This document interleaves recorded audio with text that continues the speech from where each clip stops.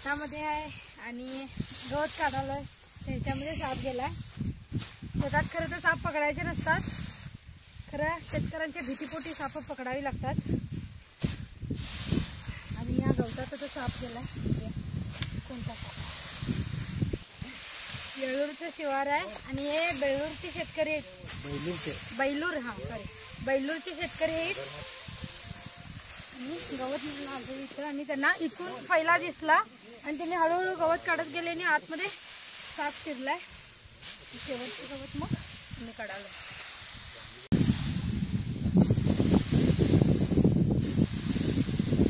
बघू शकता। असं उंदरं जागा करतात आणि हा कुठला भात आहे होय? कुठल्या भाताचं गवत आहे? इंद्रायणीचं गवत आणि त्याला भात असल्यामुळे उंदरं इथं असतात आणि असं जागा करतात आणि त्याच्यातूनच साप उंदरांच्या मागावरती गवताच्या खाली, वळीच्या खाली वगैरे येतोय।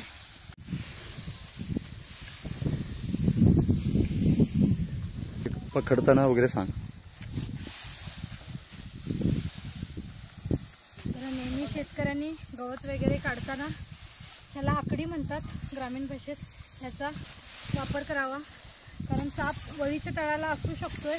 भरपूर प्रमाणात जास्तीत जास्त मी नागच पकडलेत वळीच्या तळाला या वर्षी तरी, त्यामुळे धोका असू शकतो शेतकऱ्यांना, त्यामुळे सांभाळून करायला पाहिजे। आणि इथे साप असू शकतोय कारण शेवट आलाय आणि बघू शकता तुम्ही साप आहे इथे पुढे पुढे सरकत चाललाय। उंदरं जी जागा बनवतात आणि त्यातून साप असा जातोय आणि बघू शकता तुम्ही मोठ्या प्रमाणात त्यानं उंदरं पण खाल्लाय। तुम्ही बघू शकता पोट त्याचं फुगलेलं दिसालंय आणि उंदीर खाल्लाय, 2 ते 3 उंदरं तरी खाल्ला असणार। त्यामुळे असे साप अशा ठिकाणी जास्त प्रमाणात राहतात, त्यामुळे सांभाळून काम केलं पाहिजे।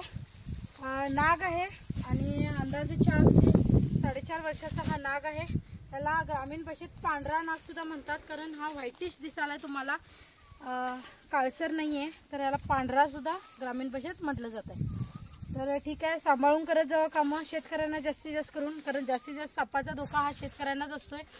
त्यामुळे तरी सापाने अजूनपर्यंत काही केलं नाही, लक्षात घ्या। एवढ्या जवळ साप असतात, कधी कधी हातपाय लागतात तरी सुद्धा सापाचं बाईट होत नाही, ही खूप मोठी गोष्ट आहे। सापाचं एक लिमिट असतंय आणि ते काय आपल्याला चावायचं म्हणून येत नाहीत, हा उंदरांच्या शोधात ते येतात। ठीक आहे, व्हिडिओ आवडल्यास लाईक करा, शेअर करा आणि कमेंट करा। धन्यवाद।